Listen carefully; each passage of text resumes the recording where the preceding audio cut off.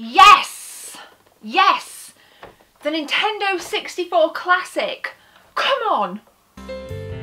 No, that wasn't a part of Nintendo Direct a couple of days ago, unfortunately, but a girl can dream. I'm hoping that it's still going to be announced in 2018, guys. Let me know what you think in the comment section below.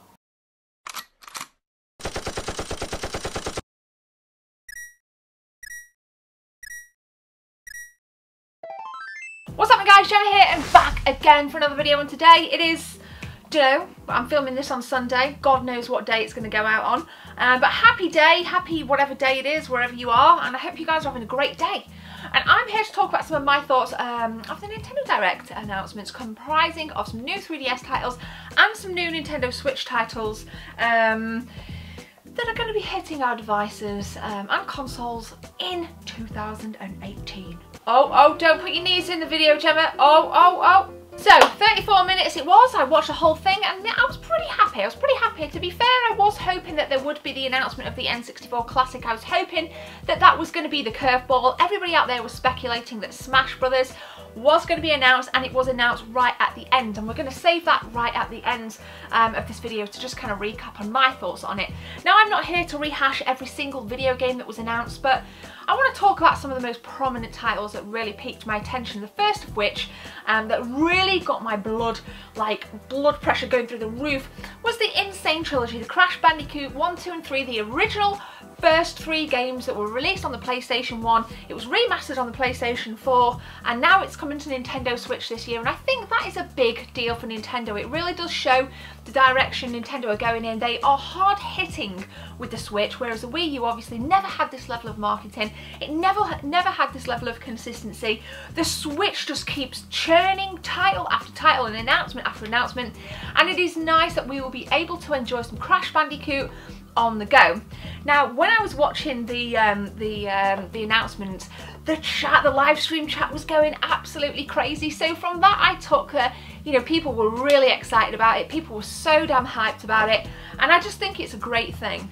So yeah, the Insane Trilogy is coming this year. The second game, I'm kind of jumping all around, Switch, 3DS, this is in no particular order. The second game that I thought looked absolutely awesome, and I've heard mixed things about it actually, is Luigi's Mansion. Originally an awesome GameCube release, now coming, well, it's completely remastered and is hitting again this year. That's right, it will be remade for the Nintendo 3DS, and unfortunately a release window hasn't been announced yet, but Nintendo have said that it is going to be this year. Now, I'm really stoked about that. A lot of people were like, why, what in the world? But Nintendo, again, I think, they have this awesome ability and reputation for rehashing brands. And I think it works. I think Nintendo, sometimes games are remade, remastered, and sometimes, people don't really buy into it. They don't really buy into it, but I think Nintendo, for some reason, do it really well. And speaking of, Toad's Treasure Tracker is also coming to Switch.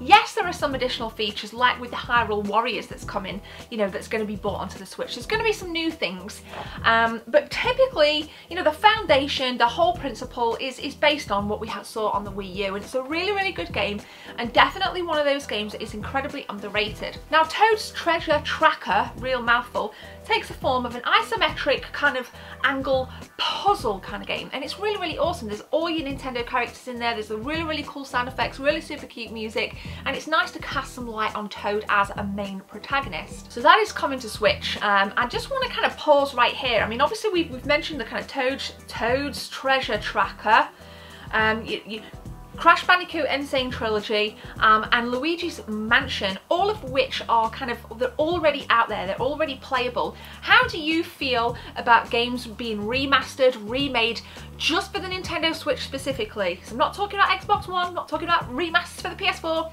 How do you feel about the remasters coming to the Switch from Wii U or 3DS? Now, I'm going to talk about this now. I just feel we need to kind of have this middle section of the video to talk about Mario Tennis Aces. Is what I want to talk about now. Like I just said, we're going to devote this middle part of the video to Mario Tennis Aces because I think Nintendo gave a lot of time in their Direct presentation to this game. Now, there are some awesome features. It's not just a bog standard tennis game. Whilst that completely appeals to me, whilst I've had a ton of fun on the likes of Super Tennis, for example, on the Super Nintendo and on Wii Sports, with the tennis game on there, Mario Tennis Aces packs an entire different punch. Now there are various new moves that can be done. You know, your racket can break, you can build a power gauge, you can lose a power gauge, and every single player, all 15 characters, all 15 players have very different abilities. So it's kind of like, for me, that adds a lot of replay value, and I'm super excited about that. I mean, I know Mario Tennis Aces was announced a couple of months ago, but the core bulk of the features, you know, the excitement level definitely rise when I saw these new features come in. Now for me, at first I was a little bit skeptical that, you know, it's not like a tennis game, I don't want to play a tennis game, but this actually looks like a ton of fun, and you know, there's that online capability as well, and you can play with up to 3 of the friends or 4 or 3 of the players, and I think that for me is a real awesome feature. I think it's going to be one of those games that I'm gonna say something here, a little bit controversial perhaps. I might actually have more fun, or an equal amount of fun, on Mario Tennis Aces than what I do on Super Mario Kart 8 Deluxe. That's right, for me, it seems like that level of fun, that level of pace, that level of franticness, and you know, like, you know, I knew about it, I was excited about it, but to see some of the new shots in action, like the trick shots, the different kind of, you know, the slicing actions, the fact that you can obviously play with the Joy-Cons as a racket, you know, it's classic Nintendo. It's a formula I literally can't see failing. And I'm so pumped for it. It's probably, for me, I know a lot of you guys out there are going to say like Smash Brothers this, Smash Brothers that, but for me, Mario Tennis Aces, as a new game, a fresh IP, it just looks wicked. We also have Splatoon 2 version 3.0 dropping, which introduces, and I think this is long overdue, which introduces some kind of single player element to it as well. Now, Splatoon for me is a good franchise. I actually prefer Splatoon over the second one. I don't think the second one is as much of a step up, but I think now that there's this new version coming out, this 3.0, for me I think it is going to add that layer of diversity that was missing on launch.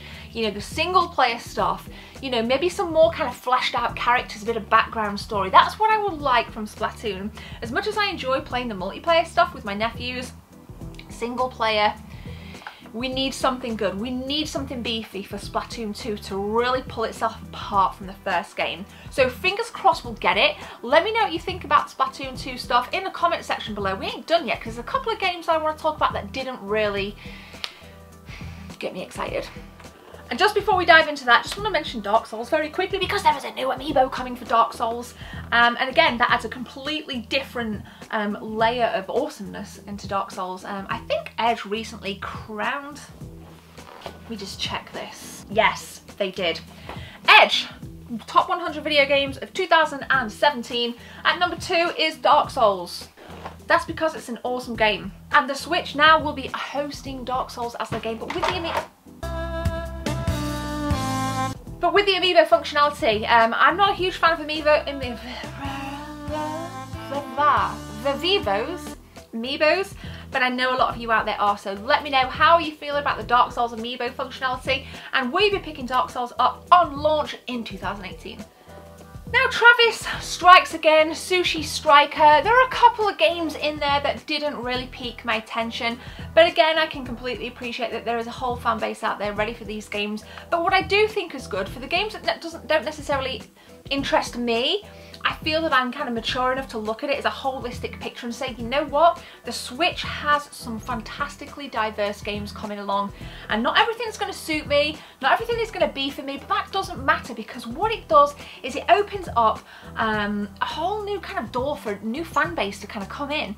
And I've seen a lot of people in comments on blogs, tweets, you name it, saying it is time to get a Switch. Now for me personally, I think it's been time to go to Switch since day one, just like I did back on kind of mid-like launch, it was for me, because obviously Breath of the Wild, but now, I mean, it's just freaking awesome, and there's people out there that are just going to be going out and buying a Switch and really getting the most out of the system, and that was what I think everybody hoped for when the Switch was announced. So out of the two, the 3DS and the Switch, I definitely think there's more excitement leaning towards the Switch compared to the 3DS, or just kind of, you know, 2DS in a fashion. We call it 3DS, just as the umbrella term.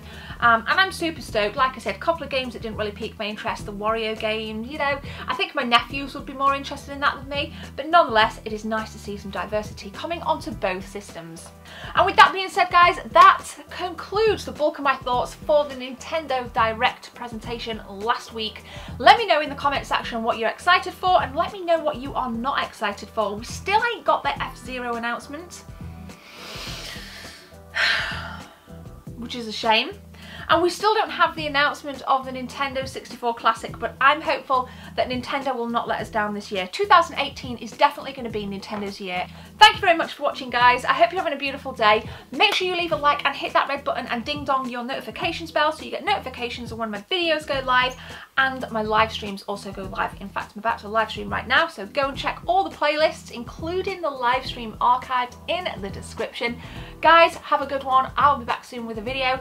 My name's Gemma. Take care. See you soon.